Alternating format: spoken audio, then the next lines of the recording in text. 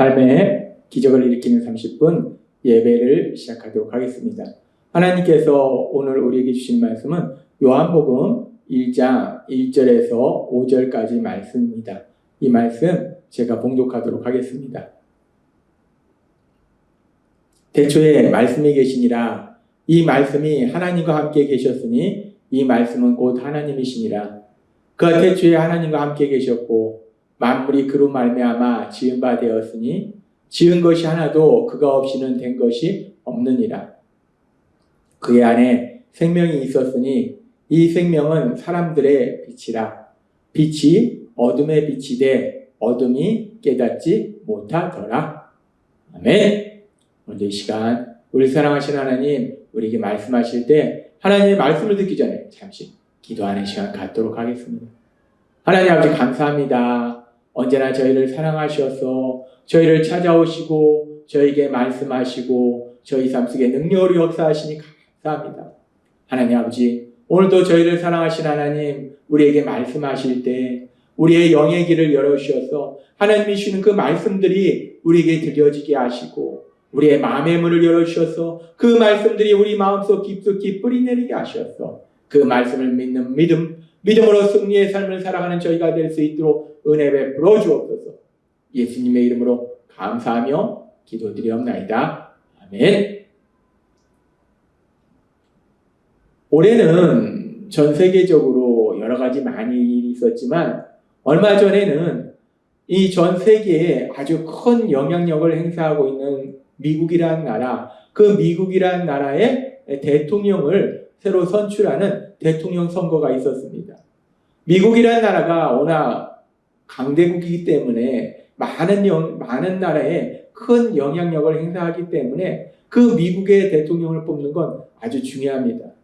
미국이란 한 나라를 어떻게 이끌어 갈 것인지를 정하고 중요한 일들을 결정할 뿐만 아니라 그 미국의 결정이 그 나라에만 영향을 미치는 것이 아니라 전 세계적으로 아주 많은 영향을 행사하고 그래서 또 이제 대통령 선거가 끝난 이후에 변화되는 환경으로 인해서 우리나라에도 여러 가지 직접적인 영향들이 있습니다. 그렇게 한 나라의 대통령, 특별히 미국의 대통령이 전 세계적으로 큰 영향력을 행사하기 때문에 그 대통령을 뽑는다는 건 너무나 중요하고 그래서 그 대통령이 누구인지 아는 것은 너무나 중요해요. 도대체 어떤 사람을 대통령으로 뽑을 것인가? 이 한 나라를 책임지고 있는 한 나라의 중요한 일을 결정하는 그 대통령이 누구인지를 알아야지 정확하게 뽑을 수 있고 그 대통령이 누구인지 안다는 건 너무나 중요하다. 그런데 그렇게 한 나라의 대통령이 누구인지가 너무나 중요하고 그 대통령이 누구인지 아는 것이 너무나 중요한데 그런데 우리는 우리 예수님을 구주와 주님으로 믿어요. 우리 예수님은 우리를 죄에서 구원하신 구원자시요 우리 예수님은 우리의 주님이시라는 거예요. 우리의 주님이시라는 것은 우리 인생의 주인이시라는 거예요. 우리 인생의 모든 것이 우리 예수님에 의해서 이루어진다는 거예요. 우리 인생을 주관하시는 분이 예수님이시라는 거예요. 뿐만 아니라 온 세상을 주관하시는 분이 하나님이신 예수님이세요.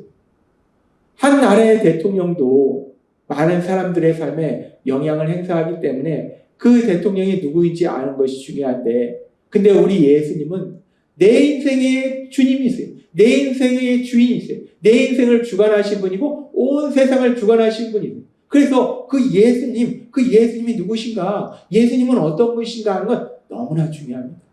그래서 우리가 얼마 전에도 요한일서의 말씀을 통해서 그 예수님이 누구신가에 대해서 말씀해 주셨는데 하나님은 예수님이 누구신가에 대해서 특별히 복음서의 말씀을 통해서 예수님에 대해서 자세하게 말씀하고 계십니다.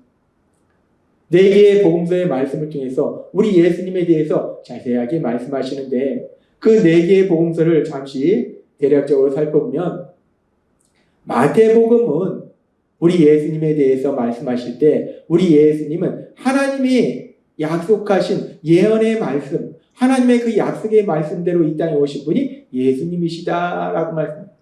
하나님께서 아브라함의 후손을 통해서 다윗의 후손을 통해서 영원한 왕이 오실 거다 말씀하시고 구원자가 오실 거라 말씀하시고 모든 사람이 복을 누리도록 하신 분이 오실 것이라 말씀하셨는데 그 하나님의 말씀이 그대로 이루어져서 이 땅에 오신 분이 예수님이시다. 하나님이 약속하신 약속의 말씀이 이루어진 것이 예수님이시다라는 걸 강조하고 있어요. 그래서 마태복음 1장 1절은 이렇게 시작합니다. 아브라함과 다윗의 자손 예수 그리스도에게 보라 라고 시작해요. 우리 예수님에 대해서 말씀하면서 예수님은 누구신가? 아브라함의 자손이요 다윗의 자손이다. 하나님께서 아브라함에게 주신 그 약속의 말씀을 이루시기 위해서 오신 분이고 다윗에게 주신 약속의 말씀을 이루시기 위해서 오신 분이다. 하나님이 주신 약속의 말씀, 그 약속의 말씀을 이루시기 위해서 오신 분이 예수님이시다라고 말씀합니다. 아브라함과 다윗의 자손 예수 그리스도에게 보라. 아브라함이 이삭을 낳고 이삭은 야곱을 낳고 야곱은 유다와 그 형제들을 낳고 마태복음 1장 17절은 이렇게 말씀합니다. 그런즉 모든 대수가 아브라함부터 다윗까지 연례되요 다윗부터 바벨론으로 잡혀갈 때까지 연례되요 바벨론으로 잡혀간 후부터 그리스도까지 연례되랴.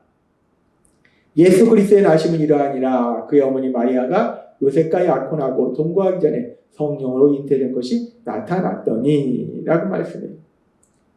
마태복음을 통해서 우리 예수님에 대해서 말씀할 때 우리 예수님은 누구신가? 우리 예수님은 하나님께서 약속하신 그 약속의 말씀을 이루시기 위해서 이 땅에 오신 분이다. 약속하신 메시아시다 라는 것이 마태복음의 말씀의 시작 부분이에요. 그렇게 마태복음은 우리 예수님에 대해서 하나님이 약속하신 메시아이심을 강조하고 있고 그리고 또 마가복음은 하나님의 종으로 오신 예수님, 즉 예수님의 그 사역에 대해서 강조하고 있어요. 그래서 마가복음 1장 1절부터 이렇게 말씀합니다. 하나님의 아들 예수 그리스도의 복음의 시작이라. 선지자 이사야의 글에 보라 내가 내 사자를 내 앞에 보내노니 그가 내 길을 준비하리라. 이 마가복음은 하나님의 종으로 오신 예수님, 즉 우리 예수님의 사역에 대해서 강조하는 말씀으로 시작하고 있어요. 그리고 이제 또 다른 복음서인 누가복음은 인자로 오신 예수님, 사람의 아들로 오신 예수님, 그 예수님에 대해서 자세한 현실적인 여러 가지 증거들을 통해서 기록하는 걸 통해서 이 누가복음이 시작되고 있어요. 누가복음 1장 1절부터 이렇게 말씀합니다. 우리 중에 이루어진 사실에 대하여 사실이라고 표현하고 있습니다. 우리 예수님이 이 땅에 오신 것은 말 그대로 역사적 사실이라는 거예요. 만들어낸 얘기가 아니라 역사적 사실이고 우리 예수님은 인간의 몸으로 이 땅에 오셨음을 인자로 오셨음을 말씀하신 거예요. 우리 중에 이루어진 사실에 대하여 처음부터 목격자와 말씀의 일꾼된 자들이 전하여준 그대로 내력을 저술하려고 붓을 든 사람이 많은지라 그 모든 일을 근원부터 자세히 미루어 살핀 나도 데오빌로 각하에게 차례대로 써보내는 것이 좋은 줄 알았노니 이는 각하가 알고 있는 바를 더 확실하게 하려 함이로다. 유대왕 헤롯 때에 아비야 반열에 제사장 한 사람이 있었으니 이름은 사가랴요 그의 아내는 아론의 자손이니 이름은 엘리사벳이라. 이 누가복음은 사람의 아들로 오신 예수님, 인자로 오신 예수님, 그 예수님이 이 땅에 오신 것이 역사적 사실임을 자세하게 기록합니다. 그래서 유대왕 헤롯 때 어느 시기에 그리고 누구에게 어떤 일이 있었는지 아비야 반열에 제사장 한 사람이 있었으니 이름은 사가랴고 그의 아내는 엘리사벳이다. 이게 자세하게 역사적 사실임을 명확하게 밝히기 위해서 자세하게 기록하고 있는 것이 누가복음의 말씀이에요. 그렇게 누가복음을 통해서 인자로 오신 예수님, 우리 예수님이 이 땅에 오신 것이 역사적 사실임을 분명하게 말씀하고 있고 그리고 또 이제 요한복음의 말씀은 예수님에 대해서 무엇을 말씀하는가? 이 요한복음의 말씀에 보니까 요한복음 1장 1절은 이렇게 말씀합니다. 태초에 말씀이 계시니라. 이 말씀이 하나님과 함께 계셨으니 이 말씀은 곧 하나님이시니라. 요한복음은 우리 예수님에 대해서 말씀하시면서 요한복음 1장 1절에 어떻게 시작하냐면 태초에 말씀이 계시니라 라고 시작해요.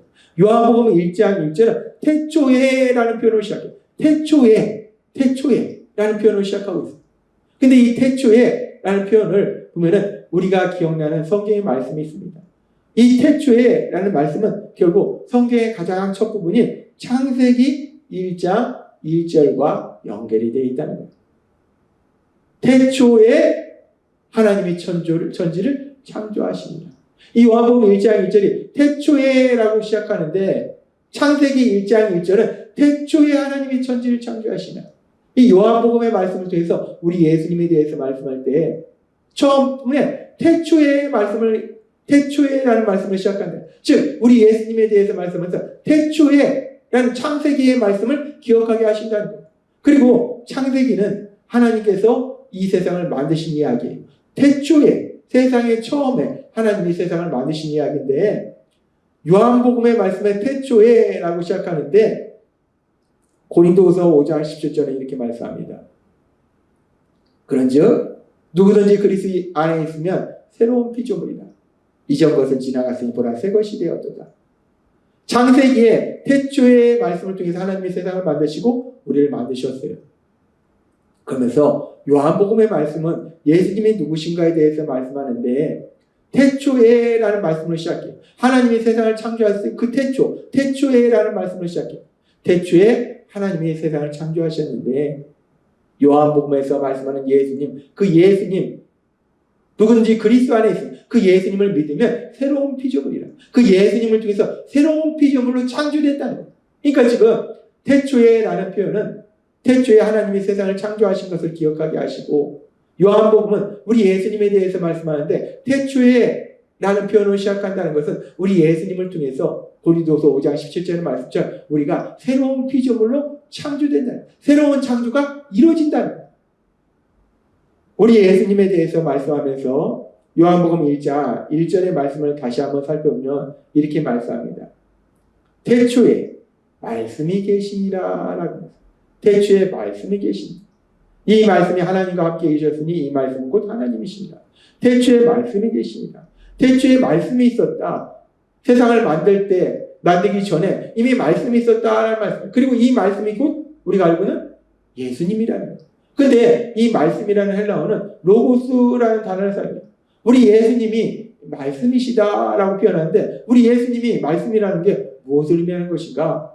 이 말씀, 이 유대인들에게 이 말씀이라는 단어, 이 로고스라는 단어는 아주 중요한 의미를 가지고 있어요.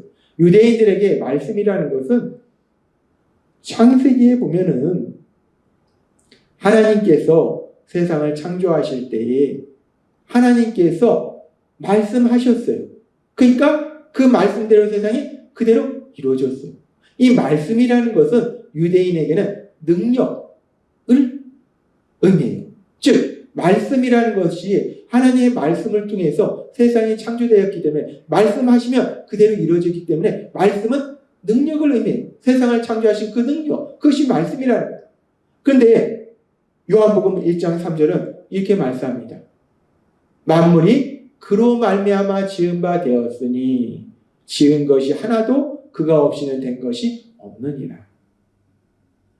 태초에 말씀이 계신데 그 말씀이 예수님인데 그 말씀이 의미하는 것은 능력을 의미한다. 세상을 창조하신 능력. 그러면서 요한복음 1장 3절은 다시 한번 그 부분에 대해서 말씀할 때 만물이 그로 말미암아 지은 바 되었으니 능력이신 말씀이신 예수님을 통해서 세상이 창조되었다라고 말씀한다. 그래서 태초에 말씀이 계시니라. 우리 예수님에 대해서 말씀이라고 표현하는 거예요. 능력이라고 표현하는 거예요. 그렇게 우리 예수님에 대해서 말씀합니다. 그러면서 요한복음 1장 1절의 말씀을 다시 한번 살펴보면 태초에 말씀이 계시니라. 이 말씀이 하나님과 함께 계셨으니 이 말씀은 곧 하나님이시니라. 아멘.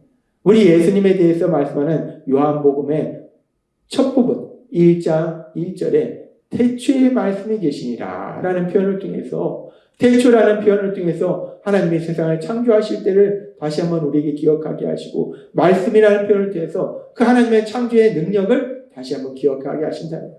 우리 예수님은 태초부터 계셨던 말씀이시라는 거예요. 우리 예수님은 말씀이시다라는 말씀은 결국 뭐냐? 태초부터 계셨던 말씀이시다. 세상을 창조하신 분이 우리 예수님이시요.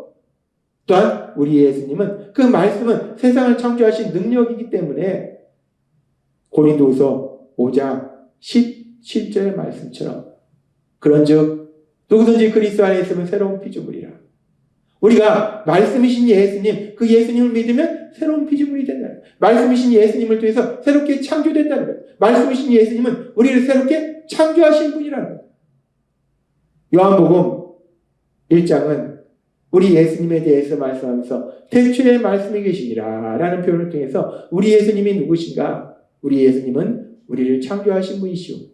우리 예수님은 우리를 새로운 피조물로 만드시는, 새롭게 창조하시는 분이심을 다시 한번 명확하게 말씀하신다. 그렇습니다. 우리 예수님은 우리를 창조하신 분이요, 죄로 인해서 영적으로 죽었던 우리를 새롭게 태어나도 새로운 피조물로 만들어주신, 새롭게 창조하시는 분이 우리 예수님이심을 믿습니다. 그 예수님 안에 거함으로 인해서 새로운 피조물로서 우리 하나님이 새롭게 예비하신 그 놀라운 역사들을 풍성히 체험하시는 여러분이 되시길 주님의 이름으로 축원합니다. 기도하겠습니다. 하나님 아버지 감사합니다.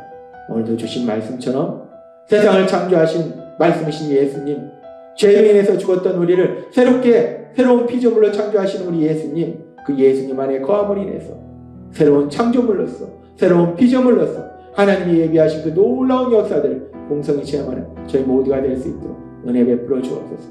예수님의 이름으로 감사하며 기도드리옵나이다. 아멘. 이 시간도 하나님께서 우리에게 주신 말씀을 묵상하면서 조용히 기도하는 시간 갖도록 하겠습니다.